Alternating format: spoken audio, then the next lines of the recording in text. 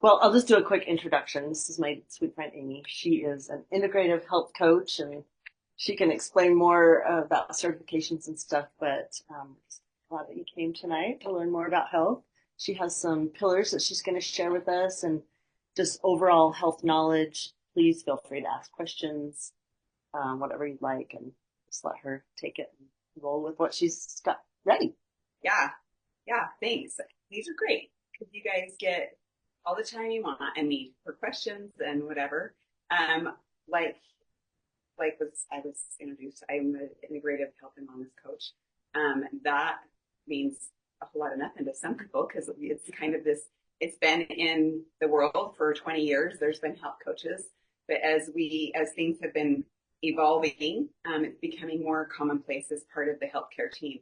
That it's not so much this model of doctor, patient, diagnosis, do this, that kind of thing. That's we've got a team of people, and so that I'm part of that team. And integrative really is just taking the idea of health and not just looking at it from a physical sense, but more holistically in our health encompasses our social, emotional, mental, physical, spiritual, all those things, and creating balance and cohesiveness among all those things. And so if if we have something really weighing on us in our lives emotionally, the last thing that we want to be told is to eat more celery or to run more or anything like that. And so it's really taking a broader perspective on our life and who we are and where we want to be. And so as a health coach, it's really guiding people in creating behavior change. We all know we should eat more celery, but why don't we? Or we all know we need to do this or that. We know a lot of those things that we might feel like we need to do or that the doctor says we need to do. And so what is it that stops us? And so that's part of coaching is helping you navigate those kind of things, being kind of like the driver's ed teacher that you know what a stop sign is, you know what a road looks like, you know a lot of those rules, and every now and then the instructor will step in and say, well, think about this, or he'll pull on the brakes or whatever. And so that's really what coaching is to be a support and a guide. That is not my role tonight, but that just kind of gives you an idea of what health coaching is and how it can play in a healthcare team. And so Bridget asked me to come and just do kind of this little workshop and share some basic things. It's January. I'm sure everybody has their own New Year's resolutions and what that might look like. And so my goal tonight is to hopefully just give you a broad idea of some health pillars. Kind of, you've seen the scenario with the rocks in the jar. There's the big rocks and the sand and the water. And if you put the water in and the sand in first, you don't have room for the big rocks. But if you put the big rocks in first, and then you pour the sand in and then the water, then everything kind of fits. And so this is the big rocks. Tonight is kind of looking at those things that we can start to analyze in our lives.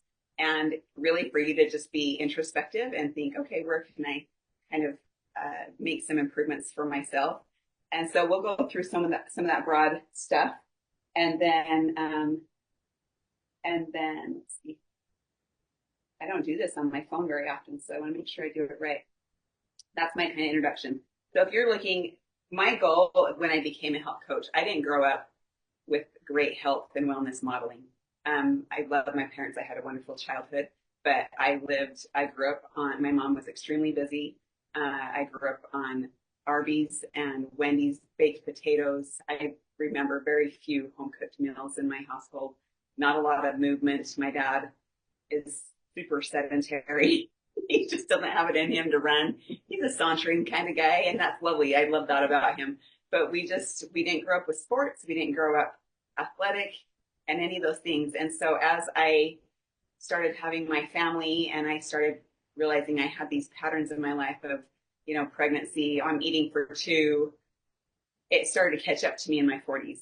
And I'm like, okay, I can see. And then my parents started to age, and I started seeing some of the elements that they were facing and challenges they were facing that really was a product of their lifestyle. And so it made me just have a real desire to make a shift and a new understanding in my life. And that's where what led me into the health coaching world.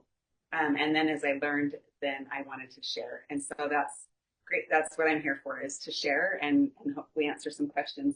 If you were to look, and to bridge the gap between Western medicine and kind of holistic medicine.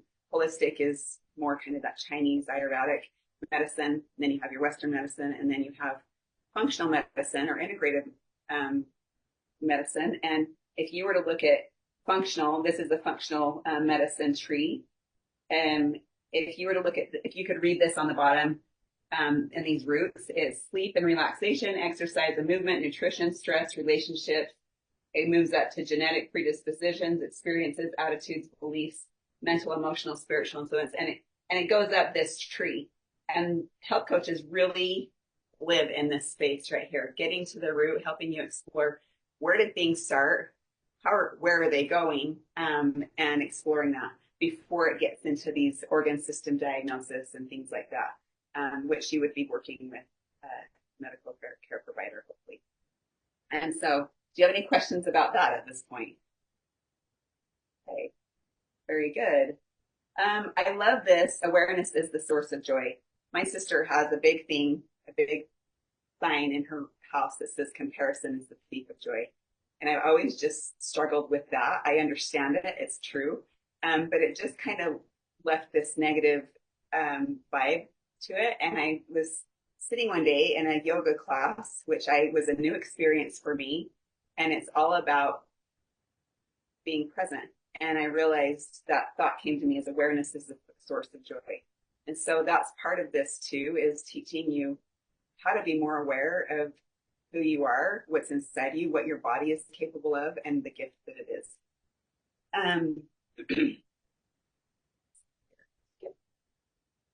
All right. So do you have a few pens? Yes. So this is your note-taking sheet. And we're not going to take up your whole night. You got homework? Oh, man. You've got an assignment.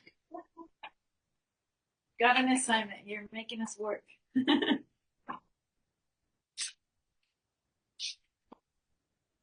you.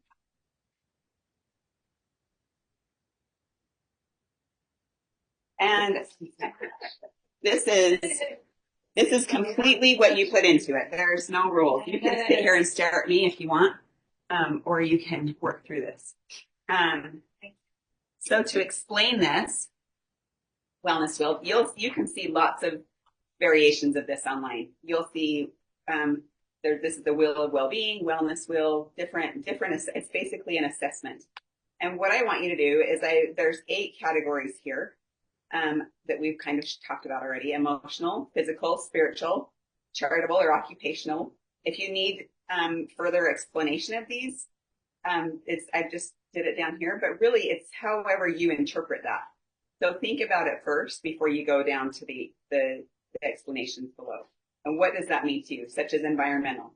That seems a little broad and sometimes catches people like, what is that? And then financial, relationships, and social, and I think mental, intellectual, if I already mentioned that. So I'll give you just a couple minutes to go through that. The instructions are to place a dot on the line to indicate your level of satisfaction in each area. A dot towards the center indicates dissatisfaction, and a dot towards the periphery indicates satisfaction.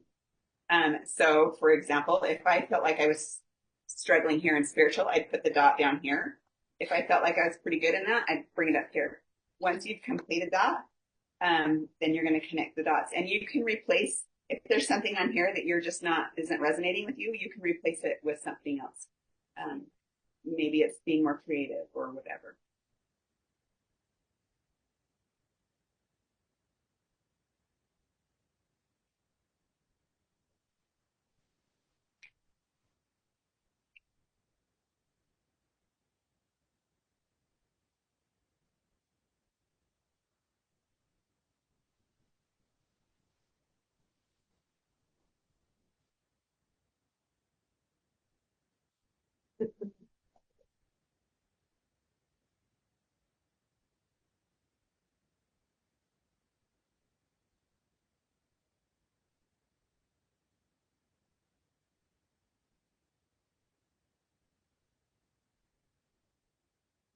Celebrity music going or something, got me.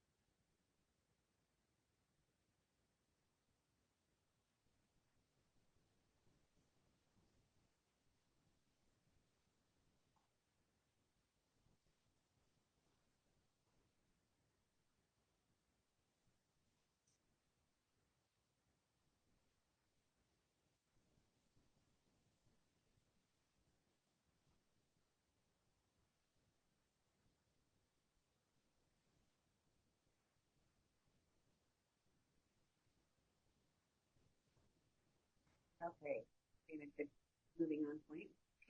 Okay, so this is really just for your own assessment. Think about, are there any surprises that came up? You know, balance is a totally individual thing, and I don't know that balance is always possible. You know, um, we're always working through different things, but our body and our minds are always trying to get back to that homeostasis. And so this is just an easy assessment for you to kind of see where the holes are and also where the successes are. Maybe you noticed, oh, I'm doing okay in that, or maybe I need to work on this. I have more copies. You're welcome to take more copies, and maybe have a family member do it and see how they perceive you're doing in these things. And so I'll just let you keep that, and then you can take notes on the back if you'd like, because we're going to do a couple things. So I have the pillars I'm going to talk about are stress and stress management, sleep, movement, and nutrition. And then I'll just briefly go over those and then try to give you at least one takeaway. So I think the encouraging part about the world we live in is there's something that's called HP 2030. It's called Healthy People 2030. And this is something that the government has, the program that they developed 50 years ago. And it's basically assessing how is the population doing? What are the things that they need to support them to live a more healthy life? Clearly, there's been some hiccups along the road that has not led to healthy people.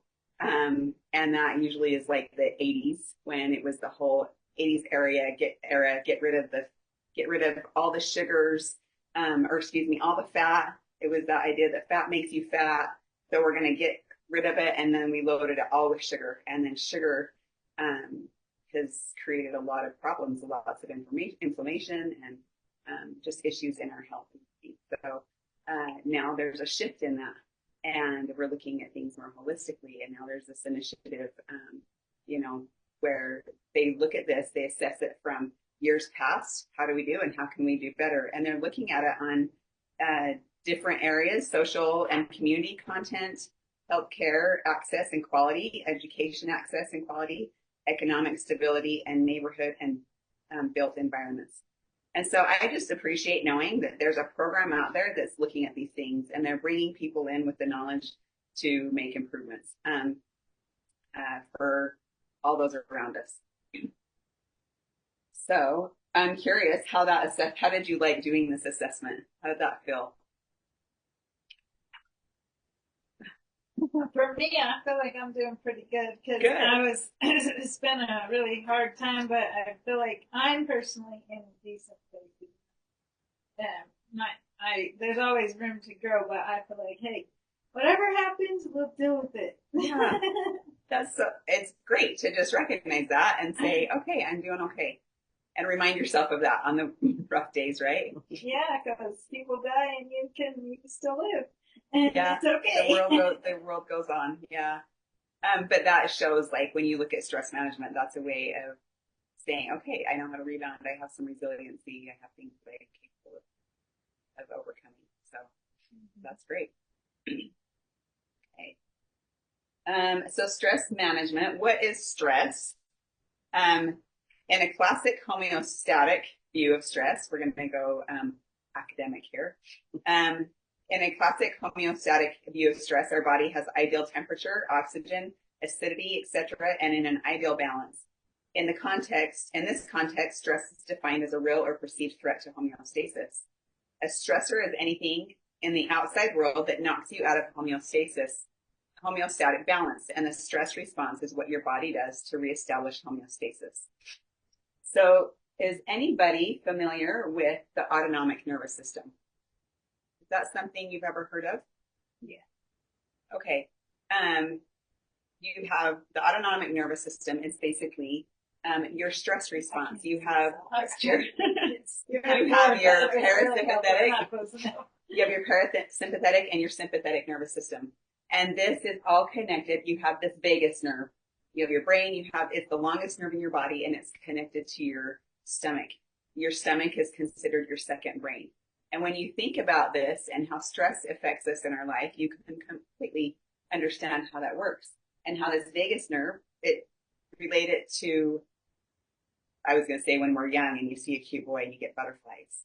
Or now when you have to do something that's a little bit scary and nerve-wracking. Where does it go? It goes, usually you feel it in your stomach. Oftentimes you'll feel it in your shoulders. It's where all those nerves and things lead. And so you can definitely, we can start to study and appreciate how environmental stressors and emotional stressors and whatever stressor, it could be anything that is going to lead to stress to our body, has an effect on us physically. And so the autonomic nervous system helps to regulate that. And it's all kinds of part of hormones and things that help to do that. It's linked to our adrenal glands. There's an HPA axis that helps to regulate it, which is from our brain to our body, to our stomach, our adrenals, all of that. And so that's kind of a little overview of that. A healthy nervous system is going to have, there's going to be ups and downs, there's going to be waves, but you kind of stay in this regulatory state. The sympathetic response is the fight or flight. Is the primitive response, the God-given, response that we have when when our ancestors were being chased by a bear, or there's a threat to us. It's that immediate, the adrenaline jumps in, the cortisol rises, the glucose is released, and we go into that fight or flight state. And that's natural and normal, and it's okay. The problem that happens is when we stay in that state, where we have all this heightened hormonal activity, heightened stress, and our body can no longer regulate.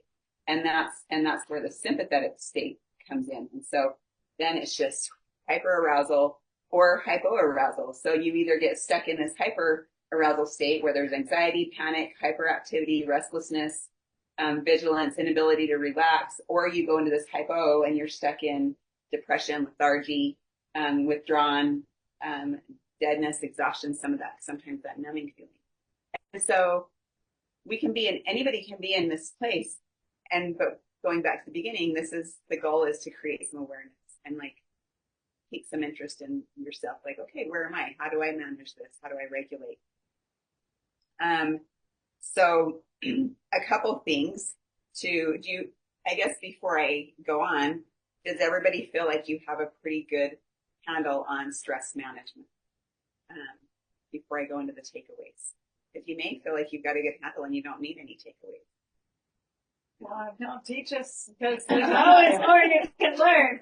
There is always more. No way. Well, tell me, what are some of the things that you feel like help you? Because we can learn from each other. What are some ways that help you kind of regulate in those heightened or depressed states?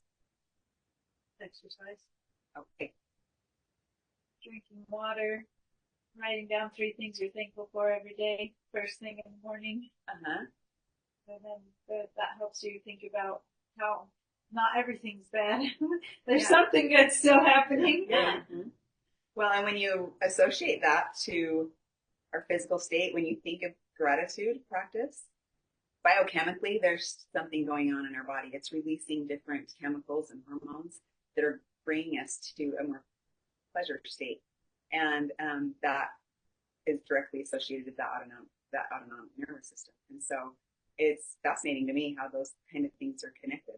So yeah, those are all things that I was gonna, those were some takeaways. A couple things, what gets measured gets managed. And so if you feel like this is something that you could work on, there's something called HRV, which is the heart rate variability. And it basically measures your heart rate over a period of time and then assesses if you're often in this heightened state or if you're in a low state or if you've been in this balance. And there's different apps you can do. Your watch, my watch will do it just in the stress and the help thing. It's in the help app of your app, of the Apple Watch app. So just peek into some of that stuff. It's really quite interesting. Or it's just going to monitor your stress and say every now and then I'll get a little thing, watch out, and all these measuring devices and things are variable. Some are more reliable than others, but if you're consistent with one or the other, it's going to show some patterns, right? I just want to mention something I learned to just kind of reset your nervous system. And I think this is especially helpful for children if they're feeling anxious. You tell them to hum. Just, for 30 seconds or a minute or something, and it just kind of resets everything, brings you back down. But that's really powerful, I think, to teach children. Totally. And you can do it pretty much anywhere, right? That can help you if you're stressed is to count to 4, like breathe 4 in, 4. The box breathing. So breathe, but like you can do it out loud or like in your head, 1, 2, 3, 4, like breathe in and then hold and then breathe out. And you do that like 3 times and that will also help you reset. Yeah, perfect.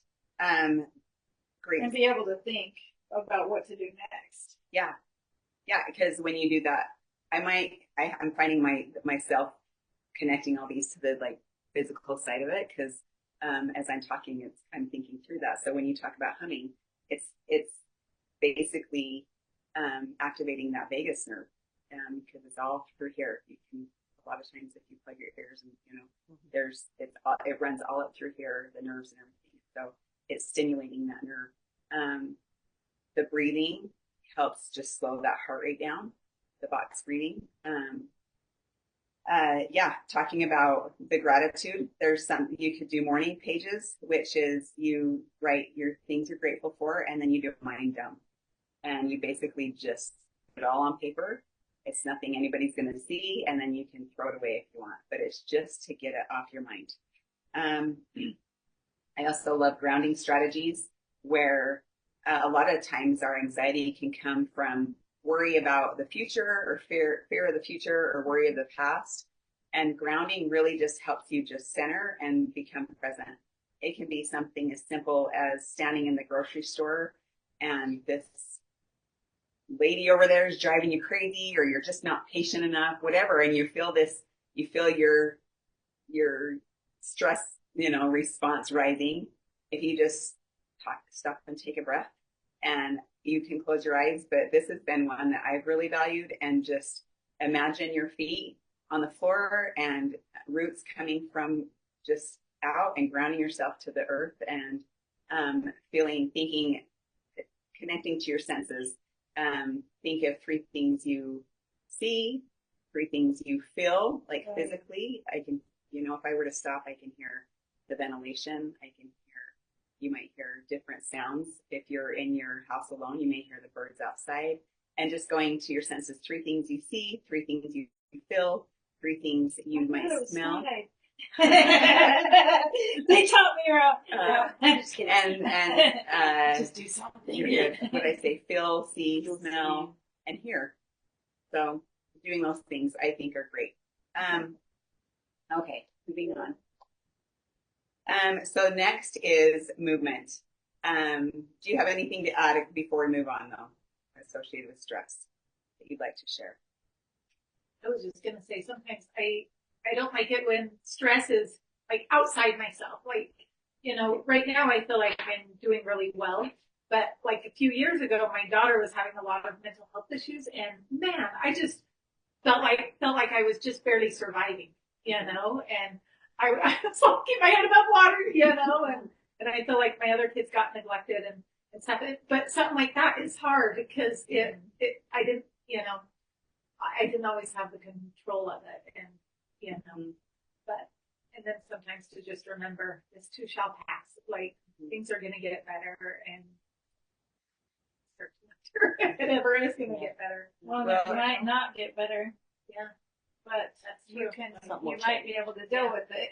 Yeah. Well, and those times maybe you're doing box breathing 10 times a day, and maybe you're not. Just finding something that helps you just connect to yourself and feel grounded. It's really just about being present and being in tune to yourself. Another thing that you could possibly do is tapping. Okay. That can tap to help you just like. Different I gotta feel myself. I'm okay. Like I'm here. I'm still alive. And you can tap until you can kind of calm down a little bit.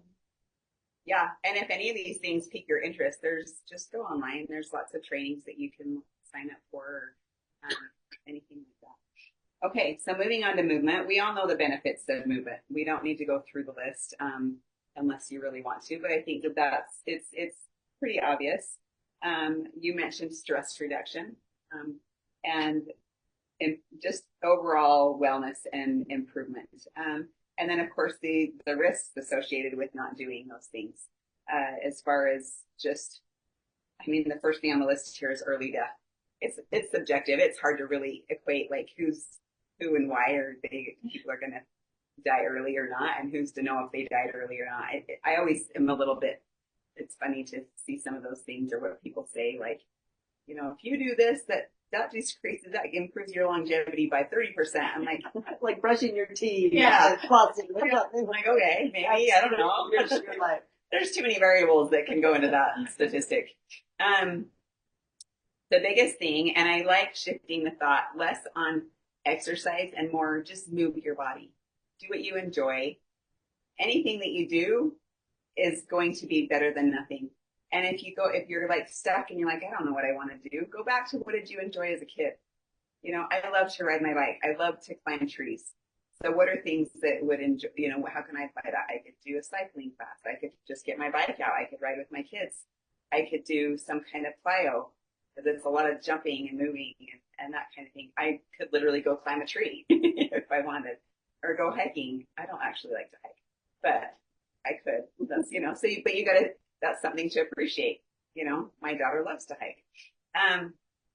But as you go through this, there's something called percentage of daily energy expenditure. And this kind of helps you break it down and understand how your energy is. And there's this really simplified idea of this energy balance of calories in, calories out. And it's just not always that simple. There's too many variables to simplify that. And if you look at this on our daily expenditure, you have the resting metabolic rate, the thermic effect of meals, how much energy it takes to break down your food and digest. NEAT is called the non-exercise activity thermogenesis, and exercise. So you have exercise up here that's maybe 10%. And sometimes we put so much emphasis on, I've got to go do this hard workout. And it becomes stressful, especially as like moms, it's hard to, how am I going to fit it in my day without a kid on my back? And then you have take them. You just take them. Yeah. Put them in the stroller. So you can see that's our movement. And then you have our non-exercise activity. That is like parking a distance from the store and just adding those steps, taking the stairs instead of the elevator. Just little ideas like that that are just going to increase movement. Every 50 minutes to an hour, stand up and just move your body. Go walk a lap around your kitchen a few times. Little things like that will create big dividends, you know, that are just going to improve and help you. And then this resting metabolic rate, as we age and our muscle starts to deplete, it gets a lot harder for us to be able to burn off that fat. And the more muscle we build, the more we're going to be just burn more. That energy is going to burn through stuff. And so if you can walk and lift a few weights, that's great. The CDC's recommendations for adults 18 and older is 150 minutes of moderate activity a week, and then 2 or more days of muscle strengthening activity. So, you know, it doesn't seem doable when we break it down. Oh, I got to do this many minutes. But if you add up all the little things you do along the way, like walking a little further or taking the stairs, that all accounts for it. Doing yard work, vacuuming your house, account for all those things. And so you can give yourself a break. There's recommendations of 65 and older as well. And those include, you know, balancing activities, bending down and getting things, standing on one foot. This is tiny writing. Using a wobble board, that would be fun. I can't imagine my mom on a wobble board. She's got horrible vertigo. The poor thing would not last very good. They're very long. Let's see. Yeah, I think another thing for as we age is just the practice of getting up and down off the floor. is going to increase building those muscles, just that flexibility and that movement. You know, I've noticed that just being on the floor playing with my grandkids. Uh-huh. I'm thinking, okay, I don't want there to come a day when I can't get down and play like this. Yeah. But I could see how difficult that could become. And I think that really is attached to longevity. Are you familiar with what blue zones are? Okay, I don't want to go too much into it because I don't want to be taking your whole night, but it's basically there's 5 blue zones around the world, and they did this study and they found these certain areas around the world where people just for some reason live longer. And they asked why, and they went in and they have certain things like that. And one is in Japan, and the people are on the floor and they're garden because when they eat and then they garden. Another one is Loma Linda, California, and that's part of their diet, and also community is part of it.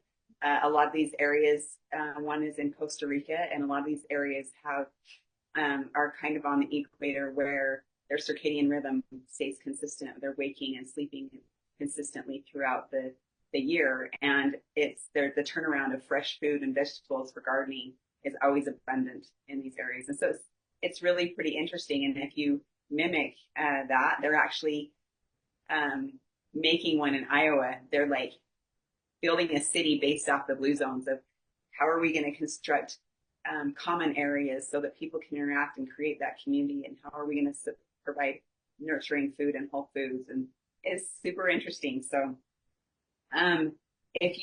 based on that moderate exercise, this is your takeaway. So if you calculate your target heart rate, you take your age of and subtract it from 220, and that gives you your maximum heart rate. I just take a picture. Yeah, Then I'll try to do it. I might have a copy of this. Maximum heart rate. Yeah. Well, that's not very helpful. Then I have to make this bigger. Find your target heart rate for moderate intensity exercise. So multiply your maximum heart rate by 0.55, and that's your target heart rate. Okay, multiply your maximum heart rate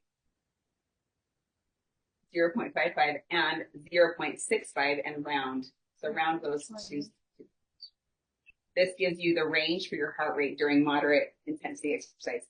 Are you guys familiar with Orange Theory, these new gyms that are coming in? This is all based on your heart rate and the heart rate zones.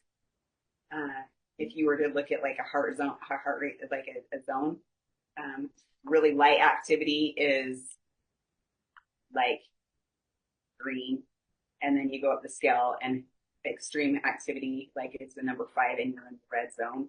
Orange Theory is you'd be in the orange zone, and that's where you want to keep your heart rate for maximum, weight loss and fat stuff. It's just kind of interesting. Okay, any questions there? All right. The next thing I wanted to touch on was sleep. What happens to our bodies as we sleep? Who feels like they get good rest and sleep? Sometimes. Yeah. Okay. So hormone regulation, melatonin, growth hormone, cortisol, leptin, ghrelin, insulin. Sleep deprivation is getting less than 7 hours in a typical 24-hour period. When you don't have a diagnosis but have symptoms and issues associated with lack of sleep, you may have memory issues, decreased concentration and problem solving, mood changes, emotional regulation, weakened immunity. I mean, we can all relate to these things because we may go through different times in our life where we sleep better than others. And then there's primary and secondary, like insomnia. Of course, primary is going to be a neurological issue, and secondary is going to be we just had a baby.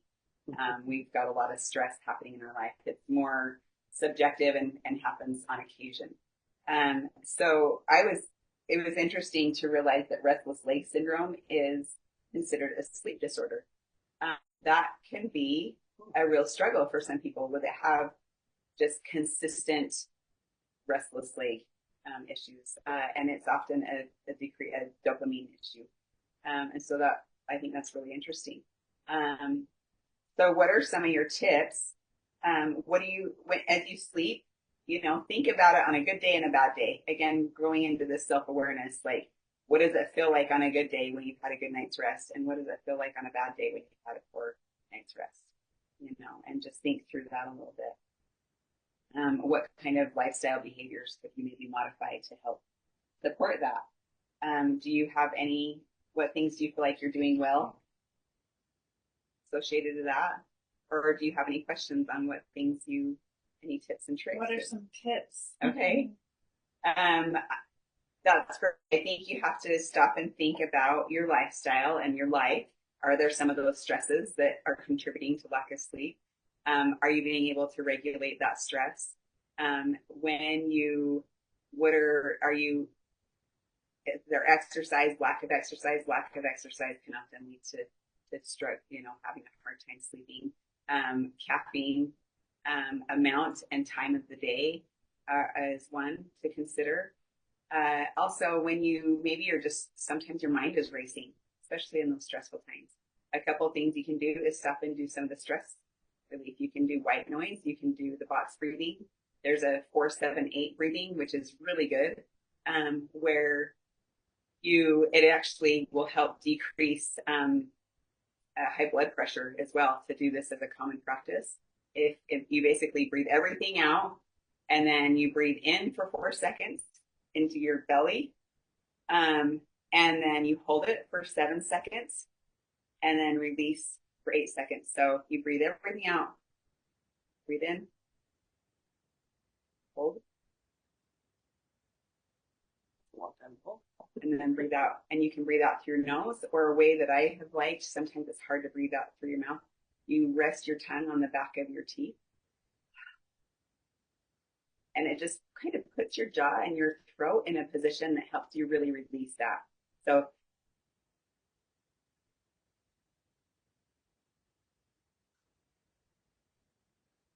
and that will really help regulate your system too. You can do that up to 4 times. You can like get to where you almost pass out if you do that too much. And it takes practice to build. I couldn't do it right away, but I don't know that I can count a time where I haven't fallen asleep before I got to the 4th time. Another thing is that you can do, another takeaway is 2 things. A body scan while you're laying there. Go from the top of your head to the tips of your toes. And I just lay there and I think, okay, I breathe in, think of my scalp. Is it tense? Oftentimes it is. And then I'm always surprised at what is tense when I'm supposed to be relaxed and sleeping. I notice a lot of it's in my head and neck. Just go down your body. How are my ears? How's my jaw? Am I clenching? How are my shoulders? And as you go through your body, just think in your mind, you breathe in, think of that part, breathe out, and release that tension. And by the time you get to your toes, oftentimes you've relaxed enough. And if you have to go through it again, you can. And then the other thing is a word string. I don't know if you've heard of this, but basically think of a word. Maybe it's sleep. Actually, I'm not going to do sleep because it has 2 E's in it, and that would be hard. We'll say rest. So you go pick any word you want, though. And you go with an R, and you say, think of every word you can think of that starts with an R. And then once you don't have any more of those, then you go to E. Think of every word you can think of that starts with an E. And what that does is it just really focuses your mind. And you probably won't get to T. You'll just drift off. So, but you can allow you're like, yourself, I need a long word. Yeah, no, but you can allow yourself. But you can allow yourself to go to sleep when you are tired of it. Yes. Because sometimes, if I'm just thinking, I'd be like, well, I have to finish. I can't fall asleep now. I have to do some teas. Yeah. Do them tomorrow. Do it in the morning on your morning pages. Okay. Last but not least, do you have any other questions associated to any of this stuff that we talked about? Any more? Okay. Does anyone have any other sleep ideas that you've learned? Well, I know they talk about blue light, right? Yeah. In your last hour or however long before bed, you shouldn't. yeah, having that blue light. there's kind of this new buzzword of sleep hygiene. And what are your routines? Are you setting yourself up for success? We have this circadian rhythm, and I know you're good at getting up in the morning and just going outside, right, and seeing the sun. That's really going to set you up for, again, going into that biochemistry. It releases, it gets all those hormones and things that are going to wake you up. And then at night, rather than having all the lights ablazing and all the TVs on, use lamp light. Start to dim the lights and set yourself up to start winding down. Yeah, and the blue light, there's settings on our phones where they can switch to warmer light that help. Wearing blue light glasses can help. Just putting your phone away an hour before you go to bed can help. Those kind of things. And so creating some routines around that. And I'll talk about a couple things you can add to that in a routine. I look like a pharmacy over here. And so we'll talk about some of this if we want. But yeah, any other ideas? Okay, perfect. Okay, so with nutrition and hydration, we know how important that is. Getting a whole foods, diet as much as we possibly can. As close to the earth as we can. Fruits and vegetables. That's easier said than done when you have children. I was never super successful with my kids, but maybe you guys have been. But try as we may. And the struggle now is that this brings into the supplementation side of it, is even if you're eating a whole organic diet, because the soils are so kind of contaminated and the way that they've done the farming and stuff, they just don't have the nutrients in anymore. A red pepper 10 years ago would have all the magnesium that you need. Anymore, there's hardly a trace of magnesium just because it's so depleted in the soils. And so, Really? so it's a combination of, when you think of supplementation, that's part of nutrition. It's a nutritional supplement. And so some of the things that it can lead to, poor nutrition is chronic fatigue, brain fog or hair loss, thyroid conditions, long-term vegan with low energy. That's just because a lot of times you're not getting iron and stuff in a vegan diet, and maybe even the protein. High stress lifestyle, digestive issues, lowered immunity. And these needs can change based on age in particular. Little guy, I don't want to tip it over. And lifestyle and diet. So vitamins and minerals. I did not write these down here, so I get to look at the screen. So micronutrients are the magic wand that enable the body to produce enzymes, hormones, and other substances essential to proper growth and development. That's from the World Health Organization. And so to break down vitamins, the fat-soluble vitamins are your A, D, E, and K. Whenever you take those types of vitamins, they need to be combined with something fat, like a scoop of, I don't know, you don't want to go eat a big old thing of butter or coconut oil, but think if you've got some Greek yogurt that's full fat yogurt, you can, that kind of thing. Those are the ones that really will create toxicity, because if they're not broken down in fat, then you can get toxic levels. I don't know anybody that gets to that, but just be aware of that. Like if you're downing the vitamin D and, out of the bottle, like you see in the movies, it can create some toxicities. And it's all interconnected with other macronutrients. Vitamin D is completely supportive of magnesium. I was one of those down on the vitamin D because my blood test showed you need vitamin D. Well, taking so much vitamin D really depleted my magnesium. And so it's kind of a balancing act. And so be wise about it. Water soluble vitamins are all your B vitamins and vitamin C. And then you have minerals. Your macro minerals are your calcium, chloride, magnesium, phosphorus, potassium, sodium, sulfur, your trace minerals. And trace just means you just need little amounts of these things. Iodine, iron, selenium, zinc. But you've probably heard of zinc a lot because of COVID. That was one of the things, like up your zinc, your what's the thing you start taking when you start to get sick, right? When you start to get sick. I can't remember the name of it. Yeah, You know what I'm talking about? That's Z-Pack, but not that. But, Yeah. I take a lazy. Yeah. Because that helps with cold sores. Yeah, and I it can usually feel has, it right it usually away. has zinc in it, or magnesium, those things that are going to help boost your Oh, vitamin you're C. talking about like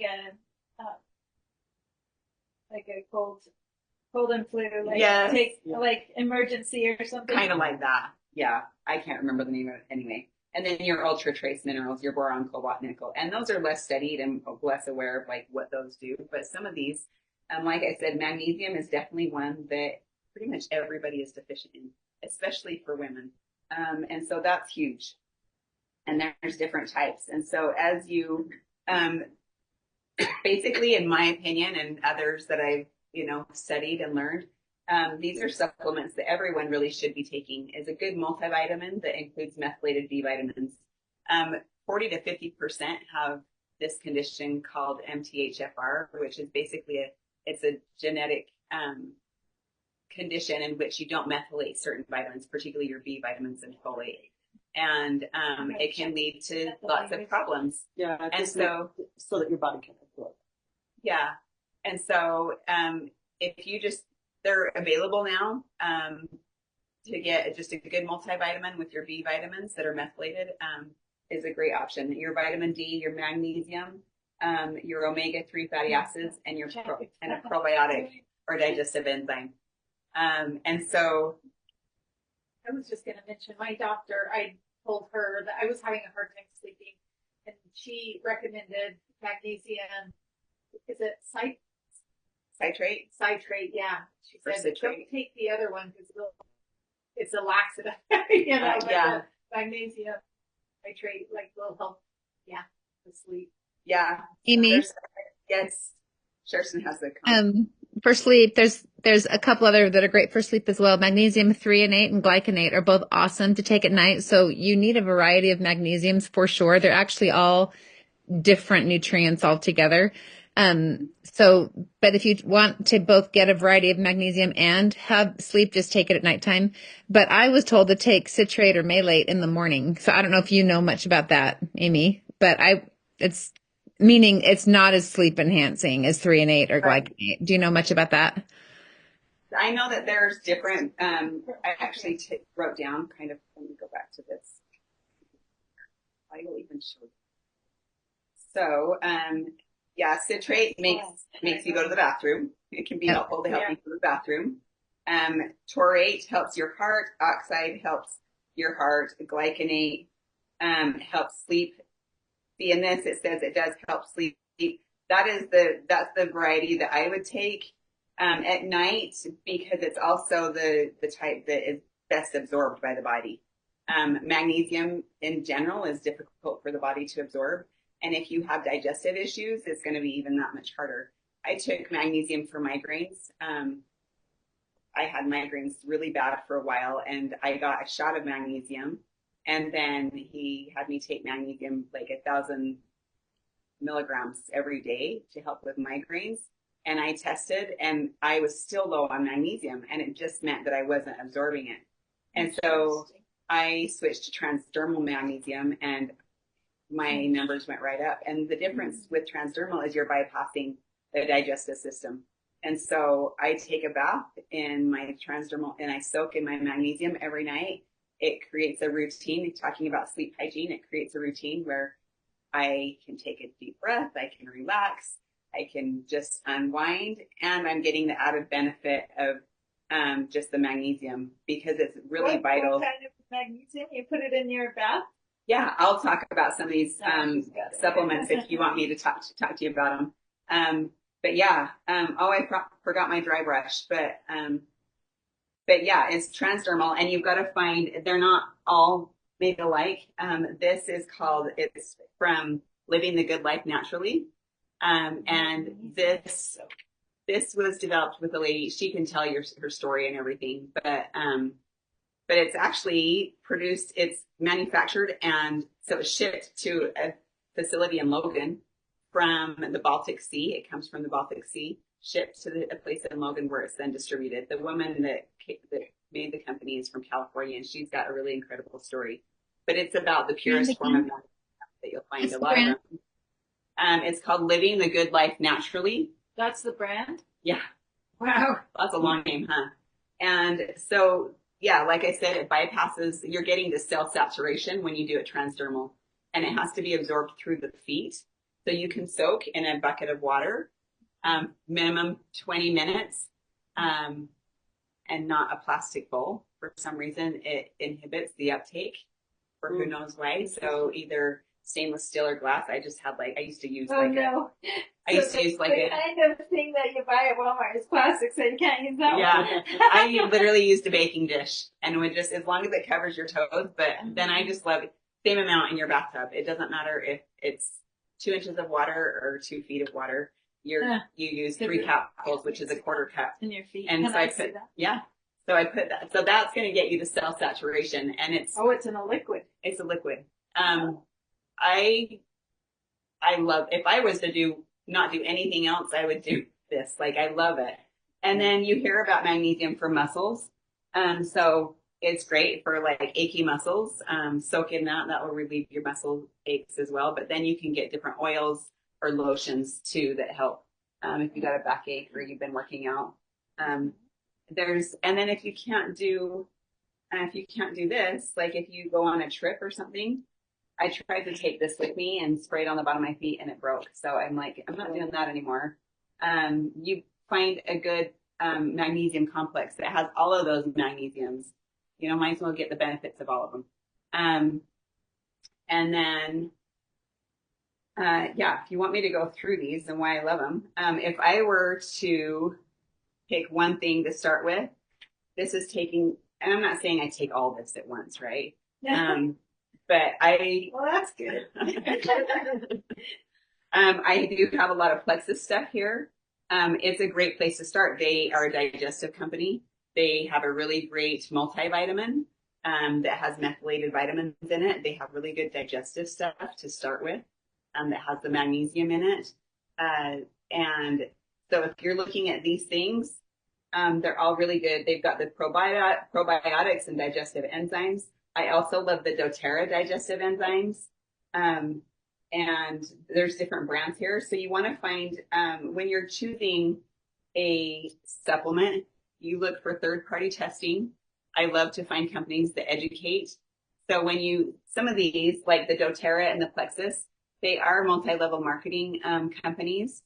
But what I've discovered is they also have the education behind them, and they have the means to do more research and expand their products.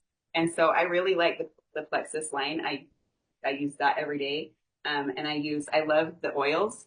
So I usually put my magnesium in my bathtub, and then I'll use some oils, the Serenity when you're talking about sleep. Take some Serenity in your bath water, some Balance when you're a little frazzled, any of that stuff. And I forgot my dry brush, but the magnesium is absorbed through the lymphatic system. If you're familiar with how the lymphatic works, dry brushing just helps. It doesn't have its own pump, right? Like your heart, but it does circulate throughout your body, and it's what helps dispel part of your immune system. And so, if you dry brush, I could show. Am I right? No, you're fine. Have I trapped you in there all night? Yep. Let's see. Can I take the book? Yeah. This is for grandmother. She's got to have her story before bedtime. Yeah, that's the only way to get in there. Yeah. Have I seriously tried? Oh, that's great. Okay. So do you dry brush before your bath? So yeah, I dry brush before my bath. And basically you think of where you have lymph nodes. Your main lymph nodes are in your neck, in your armpits, and in your groin. You have others throughout your body, but so if I dry brush, my routine at night is I start my bath, I put my magnesium in there, 3 capfuls, rinse it off because it almost has a residue of it because it's kind of salty. And so I rinse off the cap, put it on, and put my oils in. While that's filling, I dry brush, and then basically you're going to pull everything up to your lymph areas. So dry brush upward. It's not like you're scrubbing. It does have an exfoliating part to it, which is nice. And you're drying everything up to the lymph here, dry to the lymph here, brush up to the lymph here, and then you can do stuff like you can like do your face this way, but I don't do a ton with my face. I do that when I do my morning routine. And then you just draw everything to the limbs. And then you soak. And you can go anywhere from 20 to 45 minutes, minimum 20 minutes. And I was never somebody who took baths. I thought I'm wasting my time. Like, it just made me antsy. I'm sitting in my own filth. I love the magnesium, and it makes your skin feel so good, like a water softener, right? The salt and water softener. I just love it. I can't say enough about it. But I also take oral magnesium for my digestive health. And so, that's my routine. I take the plexus. My dad has neuropathy. He just started taking this nerve and the ease, and he's seeing benefits. There's this life wave therapy that I don't have to get into right now, but it's some incredible technology that's amazing. So my favorite brands, probably just the standard like this. I love Plexus. I love this Silver Fern brand. They have really good, like, this is a cleanse, like just to clean things out. Silver Fern brand. It's not like a cleanse, like a juice cleanse. It's trapping toxins and carrying out the body. A binder. It's a binder, but it's different because a lot of binders, like charcoal, also bind to your nutrients, your supplements, and good things. This doesn't, and so it'll be able to, like, my mycotoxins, anyway, like mold and things like that, and helps distribute, get that out, draw that out of the body. And they've got a lot of digestive health too. Their probiotics are more geared toward like IBS. So like if you have a problem with milk and protein and gluten, their probiotics are great with that. Probably my favorite enzyme though is the Terrazyme, doTERRA Terrazyme. And then what else was I going to say? Oh, this stuff. This is called Fatty 15. This is really fun so my whole philosophy with supplements is it's got to work. I don't want to be taking all this stuff. So anything I can combine in one thing, which is also why I love Plexus, is it basically is taking all this good stuff and put it in one pill. So I'm not buying a bunch of things and spending that much more money. And this Fatty 15, I don't know if you've ever taken omegas. It's like 3 pills of these giant pills. And then you're like burping up fish oil and stuff.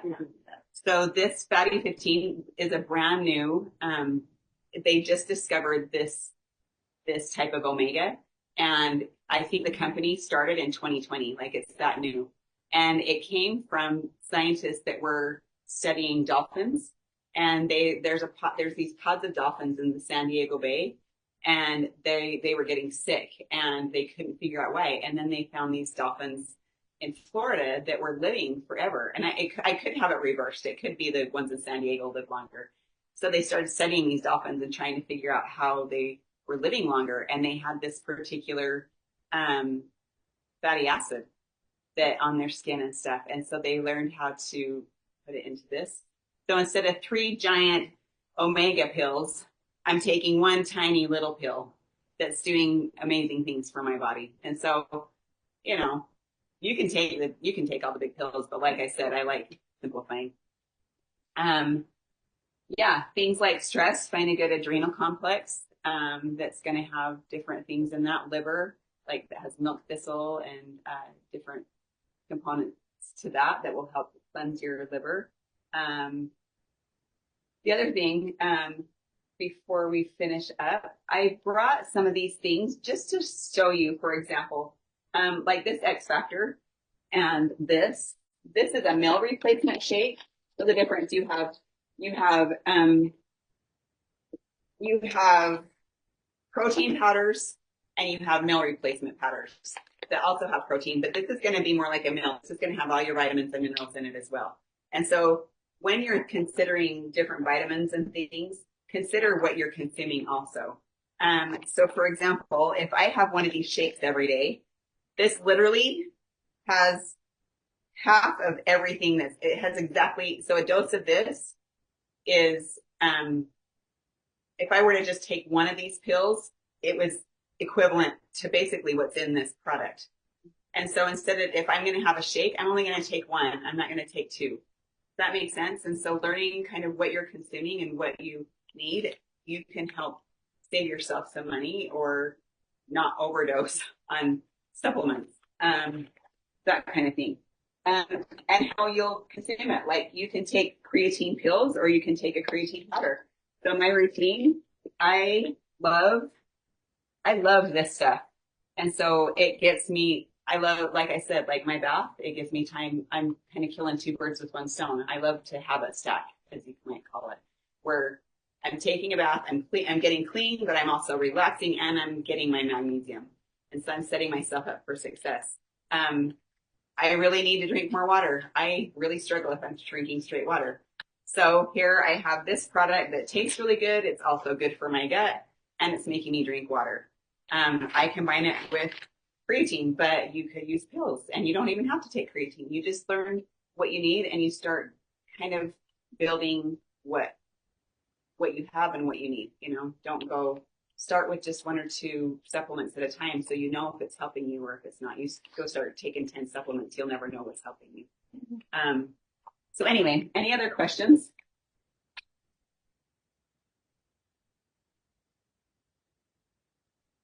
Hey, I think you guys live pretty well-rounded lives. You know, I appreciate you coming and at least listening for a little bit. Hopefully you learned something and can take something home with you that will benefit and you can apply.